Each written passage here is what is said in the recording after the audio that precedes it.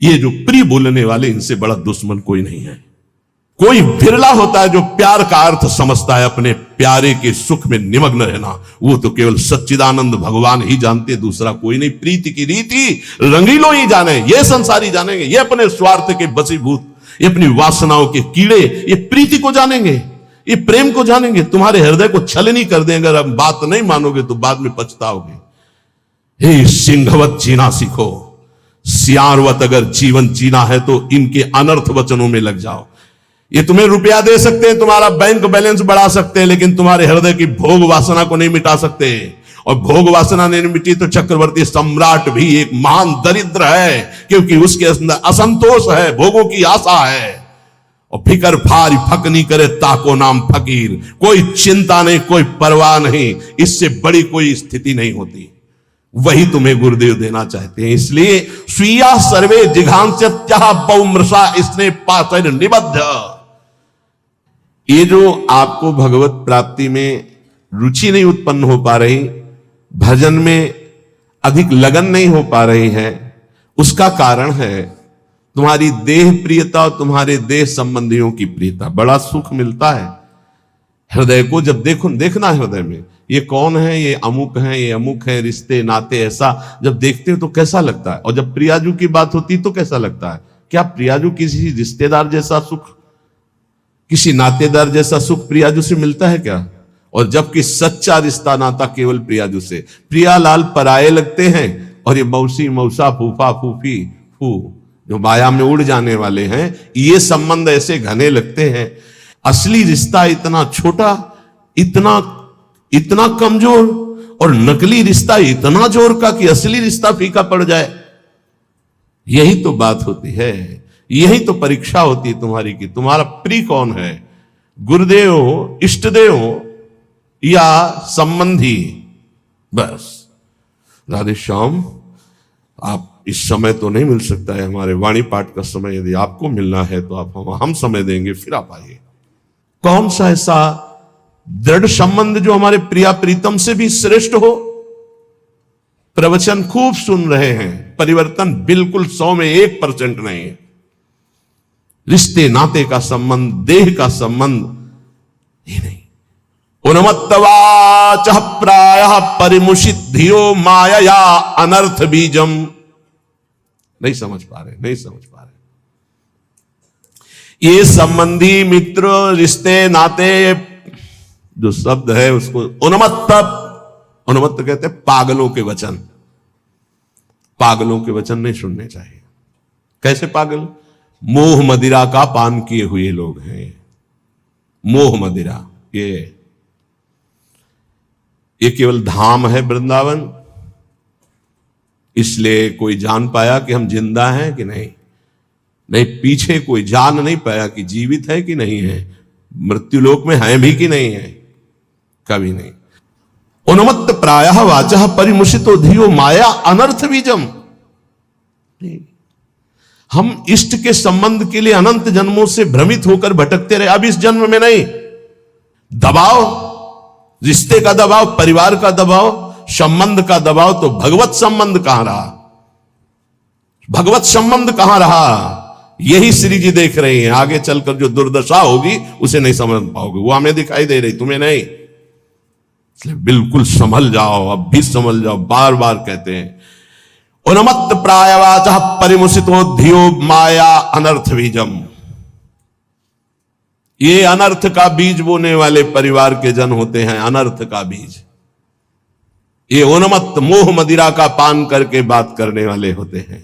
इनकी बातों में ममता मोह की गंध है, जो तुम्हारे हृदय की भागवतिक संबंध की सुगंध को छीण करना चाहते हैं। कोई भी हो। स्वार्थम मत्वा कृतार्था अथन सुख विवेकादयो अग्राह्य वाचा। ये अविवेकी हैं, स्वार्थ भरे लोग हैं। इनकी बात को कभी नहीं सुनना चाहिए, क्योंकि विवेक रहित हैं। अग्राह्य, इनकी बात को न सुनना चाहिए न मानना चाहिए। अमुक संबंध केवल भगवत संबंध से, अन्यथा नहीं। अगर आप हमारी श्री जी से नहीं जुड़े हैं तो हम आपकी तरफ आंख उठा के नहीं देखेंगे। श्री जी से जुड़े हैं तो आपको हमारी तरफ देखने की जरूरत नहीं, श्री जी की तरफ देखो, हम अपने आप देख लेंगे। व्यवहारिक संबंध में कहीं किसी भी तरह का कोई प्रवेश नहीं है। श्री जी का संबंध उन्मत्त प्रायवाचा परिमुसितो धियो माया अनर्थ बीजम स्वार्थम मत्वा कृतार्था अतन सुख विवेकादयो अग्राह्य वाचा। ये संबंधी, ये रिश्ते नाते, ये मोह मदिरा का पान करके ऐसे वचन बोलते हैं कि फिर संसार की ममता जागृत हो जाए। ये मोहित करने वाली, हमारी परमार्थ की वृत्ति का नाश करने वाले होते हैं। ये अनर्थों के दुख का बीज बो देते हैं। ये विवेक रहित बोलते हैं, इसलिए इनकी बात अग्राह्य वाचा, इनकी बात सुने मत, नहीं तो परमार्थ भ्रष्ट हो जाएगा। बहुत सुंदर किसी किसी के परिवार के जन, कल एक हमारी श्री जी की सेवा में रहते हैं उपासक, उनकी माँ ही, तो उन्होंने कहा कि जब हम बेटे से बात करने के लिए यहां निवेदन किया और बेटा मिला तो उसने मुंह फेर करके कहा कि अगर आप हमारी माँ हो तो दोबारा हमसे मिलना मत। बोले मुझे अच्छा लगा, आंसू भरे थे आंखों में, मुझे अच्छा लगा कि मेरी कोख पावन हो गई। और आज से मैंने भी निर्णय लिया है कि मैं कभी सामने नहीं जाऊंगी और आशीर्वाद दूंगी कि वो नित्य निरंतर श्री जी की सेवा में आपकी आज्ञा में रहे। उनका धन्य है तू मां, तू धन्य है। अगर और बहुत ही स्वभाव सुशील, बहुत ही अच्छा लगा बात करके कि मां हो, भगवान मां दे तो ऐसी मां दे जैसी कल वो मिली, एक भी ममता की बात नहीं। बोले हमने भी निश्चय किया, मुझे भी अच्छा नहीं लगा कि मैं अपने बेटे को मोह से ग्रसित नहीं करना चाहती, परमार्थ में आगे बढ़ाना चाहती हूं, तो मैं कभी सामने न जाऊं। मैंने भी निर्णय लिया। तुमका धन्य है तुम्हारा।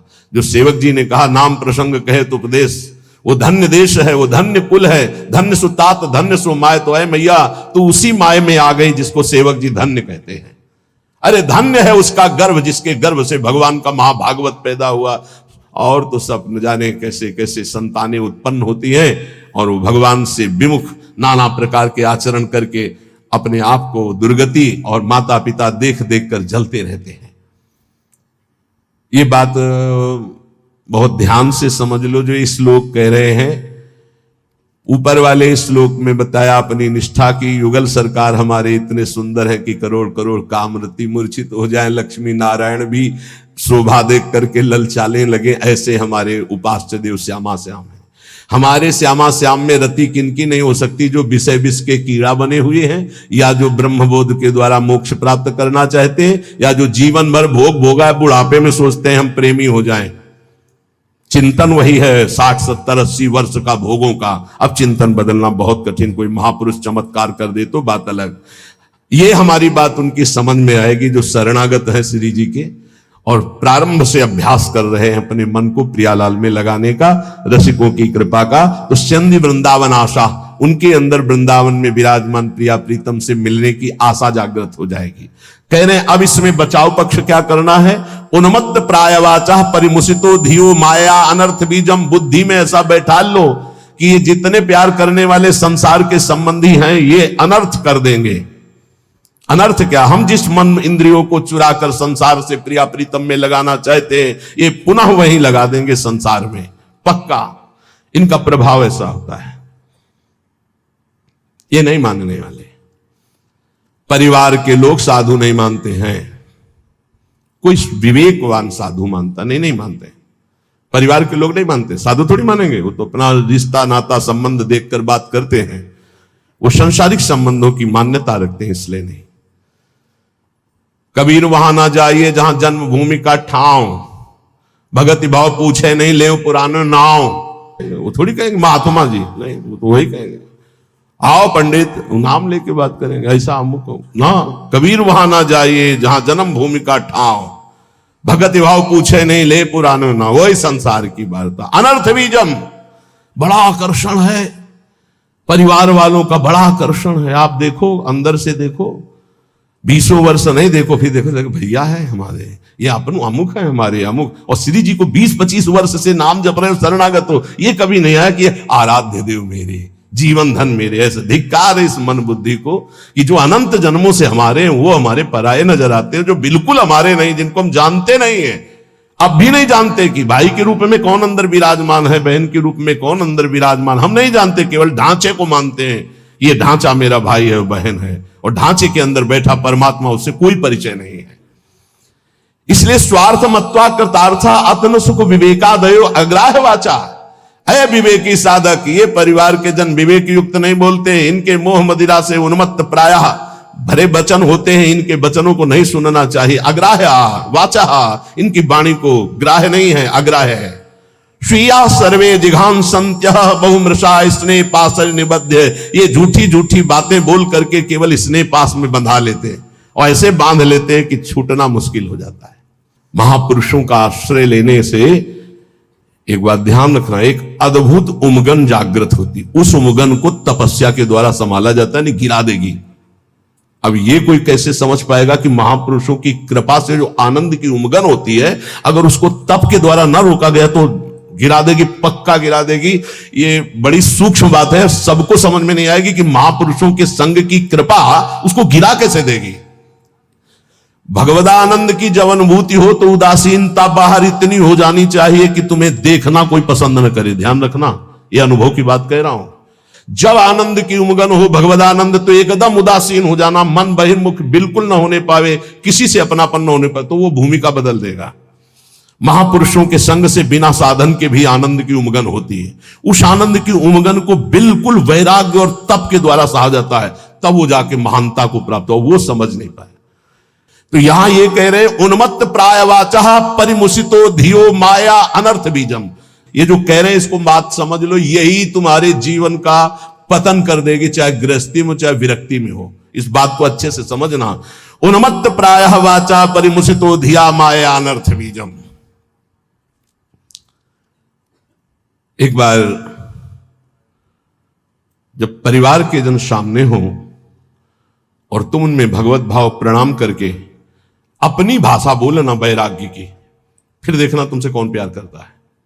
तुम उनकी भाषा में मत आ जाना, अपनी भाषा में बोलना जो साधु की भाषा होती, फिर तुम्हें असलियत में समझ में आएगा कि कौन प्यार करता है। कोई नहीं। जब तुम उनकी भाषा बोलते हो तब बात, अपनी भाषा में सदैव हो, भक्त अपनी भाषा में। ये जीवन अब ऐसा दांव नहीं हमें चूकना कि इस जन्म में मुझे भगवत प्राप्ति ना हो। ये बहुत अंदर की बात समझ लेना। उन्मत्त प्राय वाचा परिमुसितो धियो माया अनर्थ बीजम, बिल्कुल 100%। अगर पारिवारिक मोह के जाल में फंस गया, चाहे गृहस्थ हो चाहे विरक्त हो, निकल नहीं सकता। इतना बड़ा जाल है। स्वार्थम मत्वा कृतार्था अतन सुख विवेकादयो अग्राह्य वाचा। कैसे तुम्हें बताए, बाहर थप्पड़ लगता है तो उसके लिए औषधियां होती, लेकिन जब हृदय की मार होती तब कोई औषधि नहीं होती। इसलिए आपसे प्रार्थना कह रहे, अब भी संभल जाओ, अब भी संभल जाओ। तुम्हारा वैराग्य स्वरूप है तो तुम लोग अपने वैराग्य की इज्जत की रक्षा करो। समझ में आना चाहिए कि वैराग्य का स्वरूप क्या होता है। परिवार वालों को, संसार को भी समझ में आना चाहिए। आपका अपने ठाकुर सेवा, अपनी भगवत सेवा, अपने दिनचर्या इतना महत्व हो कि सामने वाला 1 घंटे दरवाजे पे खड़ा रहे और सोचे कि क्या इनकी भागवतिक रति है। ऐसे संकेत में श्री जी आपको समझा रही हैं। स्वार्थम मत्वा कृतार्था अथन सुख विवेकादयो अग्राह्य वाचा। ये विवेक रहित बोलने वाले संसार के अग्राह्य वाचा, ये नाशवान शरीरों का संबंध तुम्हें अविनाशी बना देगा, तुम्हारा साथ देगा। ये मरण धर्मा शरीर है। अविनाशी परमात्मा की शरण छोड़कर इनके इंद्रियों की गुलामी के लिए किसी व्यक्ति वस्तु का आश्रय धिक्कार है जीवन। हम कामी है, क्रोधी है, लोभी है, लेकिन श्री जी लालजू को छोड़ दें, ऐसा तो हो ही नहीं सकता। इतना तो रख लो, इतना तो रख लो। हमारी बात तो समझो। हम नीचता नहीं छोड़ सकते तो श्री जी को कैसे छोड़ सकते। हम नीच है मानते हैं, हम पतित है मानते हैं, लेकिन हम आपको नहीं छोड़ सकते। हमारा स्वभाव नहीं छोड़ सकना। हम नीचता नहीं छोड़ सके, काम नहीं छोड़ सके, तो नाथ आपको कैसे छोड़ सकते हैं। अब आपके गले पड़ गए। अगर हम कामी हैं तो आपके हैं, पतित हैं तो आपके, आपको नहीं छोड़ सकते। इतना तो पकड़ लो यार, इतना तो पकड़ लो। हम संसार को पकड़े हुए हैं, माना नहीं छोड़ पा रहे, लेकिन हे संसार के स्वामी, हम आपको भी नहीं छोड़ पाएंगे। अब नहीं हो सकता कि मैं आपको छोड़कर संसार का पूर्ण आश्रय ले लूं, पर संसार को छोड़कर आपका पूर्ण आश्रय ले लूं, इतनी भी सामर्थ्य नहीं रह गई। तो कम से कम प्रभु को तो पकड़े रहो। लेकिन अनर्थ वाचा, देख लो, हम एक साधिका की बात करते हैं। भाई जी महाराज के प्रवचन सुनकर के एक साधिका ने भाई जी को गुरुदेव माना, कभी नहीं देखा था। केवल कल्याण पत्रिका पढ़ी और भाई जी के वचन पढ़े और गुरुदेव माना। भाई जी की छवि कहीं से पता लगी तो मंगाकर अपने सिंहासन पर विराजमान, रात दिन दरवाजा बंद, घर के सदस्य उसे भोजन दे देते, बस दरवाजा बंद, 9 युवती, भाई जी की छवि रात। एक दिन उसके अंदर इच्छा आई, क्या मैं अपने गुरुदेव को कभी भरनेत्र से देख सकती हूं सामने से? वो सत्य सच्चिदानंद में मेरे गुरुदेव क्या कभी चलकर मेरी कुटिया में? असंभव। किसी नगर के किसी एक घर में बंद वो रात दिन गुरुदेव के अनुसार भजन करती और इच्छा जागृत हुई, क्या भाई जी कभी चलकर हमारे दरवाजे पर आएंगे? पर जाकर जेकर सत्य स्नेहु सोते ही मिले न कछु संदेहु। भाई जी तीर्थ यात्रा के लिए एक ट्रेन निकलवाई थी जिसमें सब भक्त थे। वो एक स्टेशन पे रुकी, अचानक आकर्षण भाई जी का हुआ, स्टेशन से स्वयं अकेले उस नगर में गए। और वो तो अलौकिक दिव्य महापुरुष, उसके घर गए, दरवाजा खटखटाया, किसी से पूछने की जरूरत नहीं, बिना तार का तार, किसी की हिम्मत नहीं थी कि उसका दरवाजा खटखटा दे। केवल समय भोजन का वो परिवार के लोग खिड़की से दे देते थे और उसका अपना अटैच था, तो कभी बाहर ही नहीं निकली, कभी किसी को चेहरा ही नहीं दिखाती थी। उसको लगा ऐसा कौन जो दरवाजा खटखटाता है, तो एक स्नेह का आकर्षण, ऐसा लगा कि या तो श्री कृष्ण है या तो भाई जी है।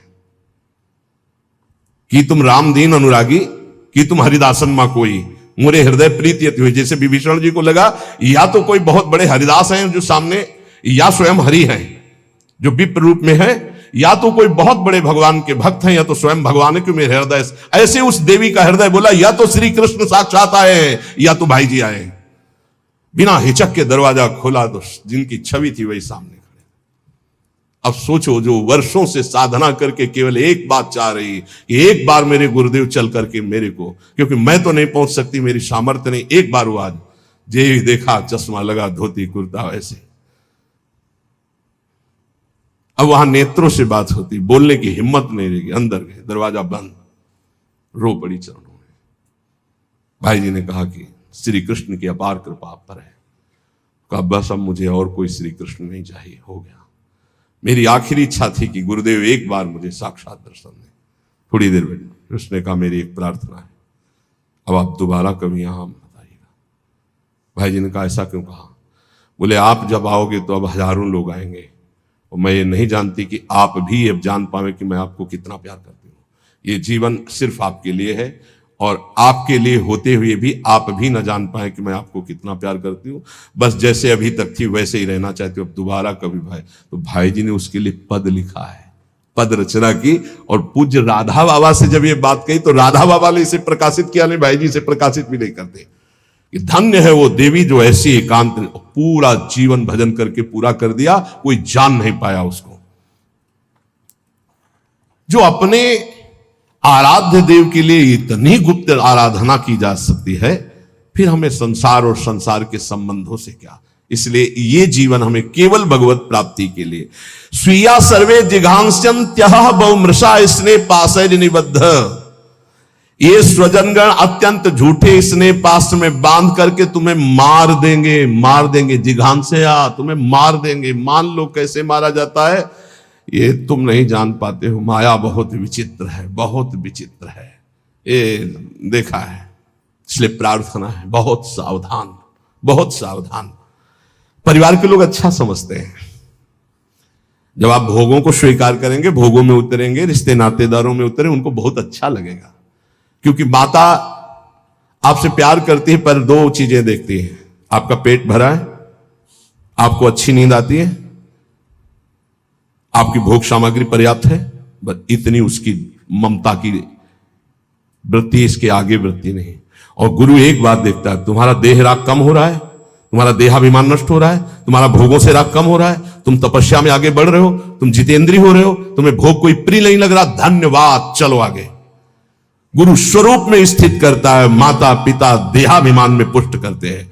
इसलिए बहुत होश में। स्वीया सर्वे जिघांस्यन्त्यः बहुमृषा स्नेह पाशैर् निबद्ध है। श्री वृंदारण्यायाः महामहित समाजात कदा निश्चित त्वाम। हे भाई, वृंदावन में केवल रसिक समाज को अपना समझो, उनको पाकर आश्रित हो जाओ, और सब अनिष्टकारी समाज है, अनिष्टकारी। कोई तुम्हारा इष्ट प्राप्ति में सहयोगी नहीं है, सब इष्ट में बाधक हैं, इष्ट में बाधा पहुंचाने वाले हैं, और कोई नहीं। एक बात अच्छे से समझ लो, अगर हमारी कहीं दुर्गति होती है तो देह और देह संबंधी भोग और देह संबंधी रिश्ते नाते यही दुर्गति का कारण बनते हैं। इसलिए हे उपासक, अपने ऊपर कृपा करो, अपनी दिनचर्या अपने इष्ट के बराबर किसी को मत मानो। इष्ट और इष्ट की दिनचर्या तुम्हारी इतनी प्रवीण, इतनी सुदृढ़ होनी चाहिए कि हम समय देंगे तुम्हें मिलने के लिए, हमारी रुचि होगी तो। तुम्हारे समय में हम अपने समय को बर्बाद नहीं करने, लेकिन समय बर्बाद पहले ही कर रहे, उनके समय का महत्व क्या रहा। साधक चाहे गृहस्थ हो या विरक्त हो, उसकी दिनचर्या भगवान है और उस पर ध्यान दिया जाए, उस पर दृष्टि दी जाए। चाहे जितनी जैसी शरीर की परिस्थिति हो, यदि दिनचर्या को भगवान माना है तो वो भगवान अदीप सामर्थ्य देते हैं, वो दिनचर्या होती है। ये बात हमारी प्रार्थना मान लो, ये दिनचर्या तुम्हारी भगवान है, इसे मानो, इसे स्वीकार करो। पर नहीं, केवल मन की मनोरंजन वृत्ति पर प्रधानता रखने वाला कैसे उपासना में आगे बढ़ सकता है। इसलिए जो आप सुनते हैं उसका मनन करें। महापुरुषों के वचन अमृत हैं। बाबा, हमें बहुत क्लेश, अंदर जलन होती रहती है, ये कब मिटेगा? घर गृहस्थी के भी कार्य कर रहे हो तो, या साधना कर रहे हो तो, ये अंदर एक जलन होती रहती, ये कब मिटेगा? बहुत बड़े सिद्ध महापुरुष काशी के श्री हरिहर बाबा जी महाराज, ये कैसे मिटेगा? क्लेश बना रहता है, एक अशांति बनी रहती है। सब देखो, कल एक 85 वर्ष के संत भगवान आए, उन्होंने अपना परिचय बताया बहुत ऊंची जगह से सब, और कहा आपके प्रवचन सुन करके आया हूं, ऋषिकेश से आए। कहा कि मैं प्रवचन सुन करके आया हूं, मेरी आखिरी जगह रह गई है, अगर आपने ना कर दिया तो मेरी जिंदगी अब खत्म होने जा रही है। बिल्कुल आखिरी परिणाम है, आप बहुत कृपा करके निर्णय देना, क्योंकि बस आखिरी है, आखिरी भरोसा लेके आया हूं। आंखों में आंसू, त्रिपुंड लगा हुआ, वेश भगवा धारण की हुई, अवस्था 80 या 85 की। अभी एक बार कि आखिरी तो बहुत होश में, तो कहा क्या समस्या क्या है आपकी? तो कहा पूरा जीवन हो गया, तक निश्चय ही नहीं कर पाए हम कि हमको क्या प्राप्त करना है, कैसे प्राप्त करना है। ये तो बहुत बड़ा धोखा, अभी तक चित्त ही का समाधान नहीं हुआ, अभी तक साधन ही नहीं बन पाया, साधन ही का निर्णय नहीं हो पाया, तो साध्य की प्राप्ति कैसे हो पाई? ये तो बहुत, बोले बस यही तो रोना, पूरा जीवन खत्म हो गया। अब बताओ कैसे वस्तु को? तुम कहा आप तो एक ही बात रह गई है, नाम नाम नाम, निरंतर नाम जप करते। बोले यही तो समस्या है, तुमको बस यही समस्या का समाधान है। हमारे सामने निर्णय लो, ये जपोगे ऐसे से ऐसे से ऐसे, उसी समय उनके शब्द निकले कि कुछ प्राप्त होगा कि नहीं, इसकी अब कोई परवाह नहीं। इस समय जो शीतलता हो रही, लग रहा मैं निहाल हो गया, ऐसा लगता है मुझे जिंदगी की हर वस्तु मिल गई। यही मेरी बात उनकी समझ में नहीं आएगी जो विषयों के कीड़ा बने हुए हैं। उनको तो बस कोई संत महात्मा भगवान ऐसी कृपा कर दे कि उनको मनमानी भोग भोगने को मिले, बस। जैसे नाली के कीड़ा को अमृत के कुंड में डालो तो तड़पड़ा कर नाली में ही गिरने की कोशिश करे, क्योंकि वो जानता मेरे सुख से मुझे वंचित किया जाता है। सुकरी से कहा प्रहलाद जी ने, बैकुंठ चलो, भगवान बुला रहे। बोले वहां विष्ठा मिलेगा कि नहीं? बोले बैकुंठ में विष्ठा कहां? बोले मुझे नहीं जाना। हमारी हालत ठीक ऐसी सुकरी की तरह है। क्यों? बोले विषय विष्क्रमीणाम, क्योंकि विषयों के कीड़ा बने हुए, इनको यही चाहिए, तो मेरी बात का प्रभाव इनके ऊपर नहीं पड़ेगा। और दूसरा, बोधमात्रात्म भाजांश, जो शुष्क कठोर हृदय के ज्ञानी हैं, उनके ऊपर मेरी बात का प्रभाव नहीं पड़ेगा, दो के ऊपर नहीं पड़ेगा। एक जो विषय विष के कीड़ा बने हुए हैं, और एक जो मोक्ष सुख के अभिलाषी कठोर हृदय, जो ब्रह्म ज्ञान की स्थिति में, वो मेरी बात को नहीं समझेंगे। समय सब है सर्वैसैक भक्त्याश्रितानाम। मेरी बात किनकी समझ में आएगी? बोले एक तीसरा है, उसकी भी समझ में नहीं आएगी। कौन तीसरा? वृद्धावस्था हो गई, जीवन के भोग भोगते हुए अब वो सोचता है कि मेरा कल्याण हो जाए, कोई उपाय ऐसा बता दे। तो बोले मेरी बात समझ में नहीं आएगी कि सब आश्रयों को छोड़कर, सब चिंतनों को छोड़कर श्यामा श्याम के चिंतन में मगन हो जा। वो असमर्थ है, नहीं कर सकता। तीन मेरी बात को नहीं समझ पाए। एक तो घोर विषयी, जो विषय का कीड़ा बना हुआ है। एक जो मोक्षाभिलाषी अद्वैत निष्ठा को प्राप्त ब्रह्मज्ञानी है। तीसरा जो जीवन भर विषय भोगा है, बुढ़ापे में सोच रहा है मेरा कल्याण कैसे होगा। तो अब ये बात हमारी जो प्रिया प्रीतम के प्रेम की, उसकी समझ में नहीं आए, क्योंकि जीवन भर मन और इंद्रियों ने अभ्यास भोगों का किया है। तो बुढ़ापा में भोग चिंतन ही होगा, योग चिंतन नहीं होगा।